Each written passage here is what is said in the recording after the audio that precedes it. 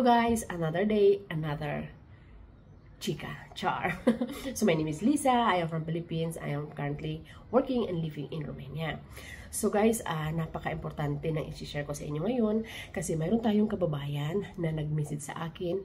Nagtatanong siya kung libre daw ba or hindi ba libre papunta sa Romania.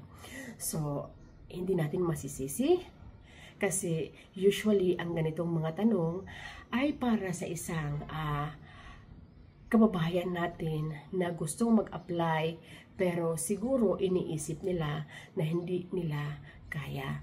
So ayan, sa mga kababayan na gusto pong mag-apply ng libre, mayroon po tayong libre.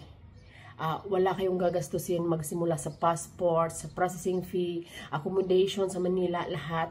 Mayroon po tayong libre, pero po ito ay papunta sa Saudi. Okay? Sa mga gusto pong mag-abroad na walang pera, na iniisip nila na gusto talaga nilang makaalis para makasurvive, para makatulong sa family, na wala talaga silang kayang igastos, pumunta po tayo sa Saudi, i-PM nyo ako at libre po lahat.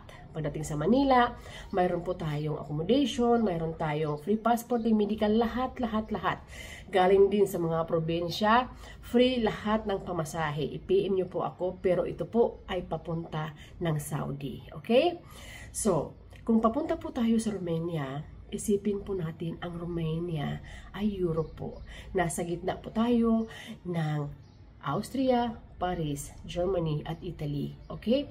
So, sa ganyan pa lang, iisipin na natin dapat na hindi libre kasi nasa Europe po tayo.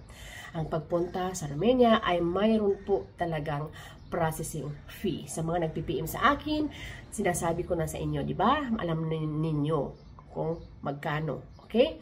So, sa mga, gusto pumunta dito sa Romania, way back 2011, alam nyo guys, ang nagastos ko personally, that time was 180,000 plus pesos. So ngayon, 2025 na po tayo, nagmamahal na lahat. Expected na dapat natin yan na mas nagmahal, of course, di ba? Pero sinasabi ko naman sa inyo ang advantage niyan kasi nandito kami para tulungan kayo na makahanap ng amo na tutulungan kayo sa gastos. Na hindi nakatulad ng panahon namin na malaki ang nagagastos ng aplikante. Ngayon, di ba, less na talaga ang nagagastos.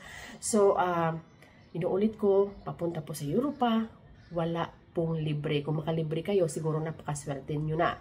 Huwag po kayong maniniwala sa mga naririnig, libre yan, papunta doon. Kasi, saan po ba sa bansang Europa ang libre? Wala.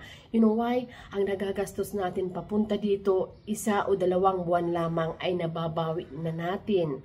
Kasi, dito po, ang sahod, alam nyo naman, ang first timer was 40,000 pesos plus, ganyan. So, mababawi natin yan, agad yung ating nagagastos. Okay? So, inuulit ko, ang mission namin, ang mission ng aming agency ay matulungan kayo na medyo less ang gastos ninyo. Okay? So, please lang, wala pong libre papunta dito sa Romania dahil kung mayroon po, siguro inubos ko na lahat yung aking mga pinsan, inubos ko na lahat yung aking mga kabarangay, yung mga taga sa amin, diba? So, wag po tayong mag-iisip ng ganyan kasi papunta po tayo sa Europa. Be positive. Wag po nating isipin what if, bakit, what if. Ang importante po, hindi tayo scam. Ang importante po ay legit tayo papunta dito sa Romania. I-PM nyo lang ako. By the way, sa mga nagtatanong, ang aking personal FB account is Lisa Samar. Lisa Samar, ayan.